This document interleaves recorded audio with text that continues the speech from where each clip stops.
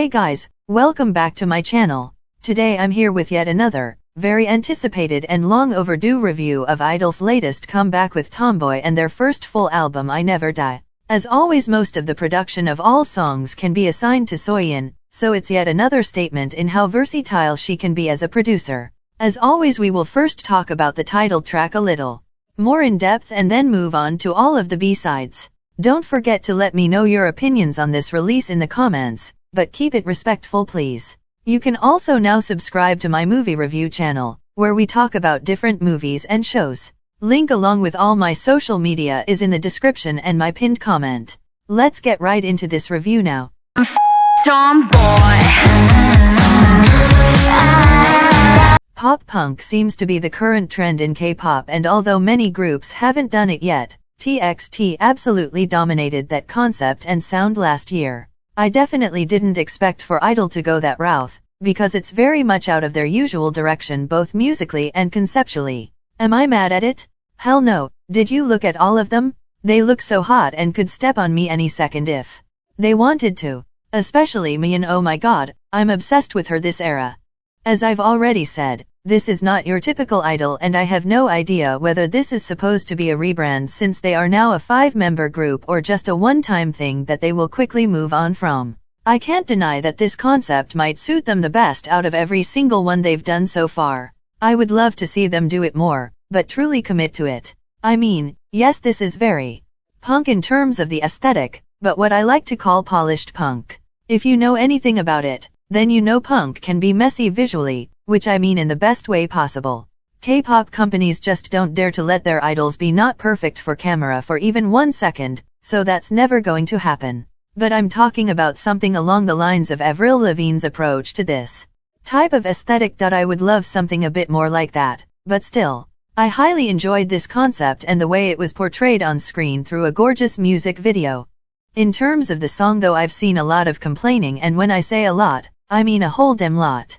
People don't seem to be impressed and are rather underwhelmed by Soyeon's approach to this genre of music. I can see why, don't get me wrong. This is nothing revolutionary and far from their best title tracks, like Oh My God or Latata. But despite that, I still highly enjoy it, and by highly I mean like 8.5 out of 10 highly. Something about that rock influence in the production vibes with me so well, and I won't deny I'm a bit of a whore for this type of sound. Anything with rock influence and I'll eat it up, unless it's god-awful trash. Soyeon's rap is by far my favorite part, and I think my favorite rap of hers in all their title tracks. Yeah, the lyrics are trash, but what's new? Every lyric in K-pop is just getting worse by day, so I don't even care anymore, unless it's in English. I'm disappointed though that Suhwa still gets the bare minimum of lines, despite one member leaving and therefore more lines opening up for other members. As mean as this might sound, Sujin got a lot of overall lines every dem comeback, so I expect for at least Suhwa to get more. But no. Of course that's not going to happen. But okay, she still isn't background noise and I'll therefore take it. I love this whole musical direction for I-DLE, and I hope they maybe do it again sometime in the future.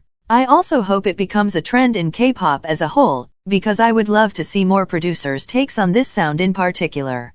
A very good comeback in my opinion. They definitely didn't disappoint.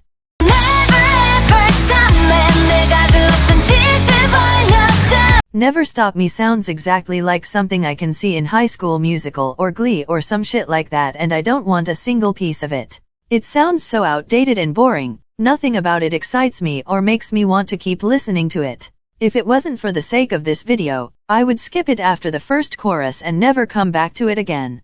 I know some of you might absolutely disagree with me, but it's just how I feel. Everything that sounds like High School Musical needs to leave my life and never even come close to me again. Yes, I don't like a single High School Musical movie, and I never will. We can talk about this sometime in the future on my movie channel.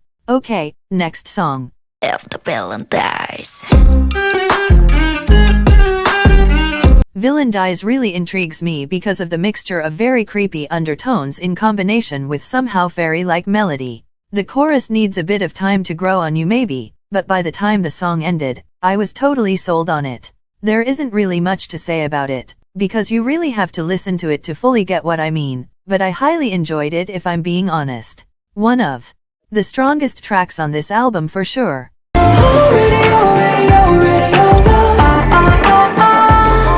This is the song on this album for me and my favorite without a single doubt. I would honestly give it a 10, but that rap felt a tiny bit forced into the song for no reason at all in my opinion. The whole vibe and sound of Already really reminds me of I-DLE from their last album, and you guys know by now I'm obsessed with that song, so it's not surprise Already hit so well in my ears. There is something so haunting, yet beautiful about that chorus, and it's overall extremely creepy sounding. Very much in line with the rest of the songs so far, which I appreciate dearly. A cohesive album in K-pop. Finally, for God's sakes, we needed this after all these messy ones we've been getting lately. Take out the Polaroid. We shouldn't forget this. Polaroid does absolutely nothing for me, because it's just your typical slow song and nothing else. I can't even say that their voices shine particularly much, since they don't really. It's such a basic song, and although it lines up with the vibe of this album, I would leave it in the drafts if it was for me alone. I can maybe see listening to it in the background when I'm doing something else. But since I didn't put it on my playlist, I highly doubt I'll even remember it exists in like a week.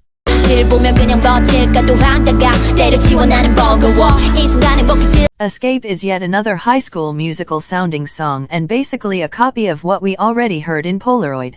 The album really started falling off the rails for me towards the end, as you can probably notice, but to be honest, that's nothing new for my experience when it comes to I-DLE's music. Their B-sides never exactly wowed me, and this album is no exception. This one bored me out of my mind, and I seriously don't think it should ever make the cut on the album. Drafts would do it justice just fine. Keep calling me a liar. So Liar is just a copy of what we heard in Tomboy. Was Soyeon running out of ideas by this point, or what happened? Instead of making a mini album instead and having each song sound completely different, they have now a full album with a bunch of songs that just blend together. Needless to say, half of them aren't even decent, let alone good, so I don't know what this album tried to do. Is it their worst yet? Quiet possibly, yes. We will have to sleep a bit more on that. But yes, another mediocre song that I don't want anything to do with. 5 diamonds in my bag. If you wanna sit down, stupid like that. This is unlistenable and I hate everything about it. It gives me Mad Money by Lisa vibes, and you guys know how badly I want that song erased from the history of music forever. I just don't know why songs in this style need to exist, because they just aren't good. Well, I'm sure some are, but my bag isn't one of them, and I hope I never have to hear it again. It's very clearly made for TikTok, and that's about as low as you can get in music. I won't lose any more time on it, because it doesn't deserve it. Worst song on the album by far. As I've already hinted at during this video, I'm not the biggest fan of this album. Yes, this had some gems, and Tomboy is a fucking great title track, but other than that and the B-side Already, everything else is mediocre at best. Am I necessarily surprised? You know what? Not really. Soyeon's style of production doesn't suit me most of the time, and that's okay. I-DLE for me are more title track group than a B-side group, which I'm sure I'm not the only one. I love the girls to death, and I only wish them the best after Sujin left, and I think they are going to be just fine. Well, unless Cube fucks them up like per usual. With that, we came to the end of this review and also to the end of this video. I will see you again when the new video is up, either on this or my movie channel. Please subscribe to both, it would mean the world to me. Bye bye.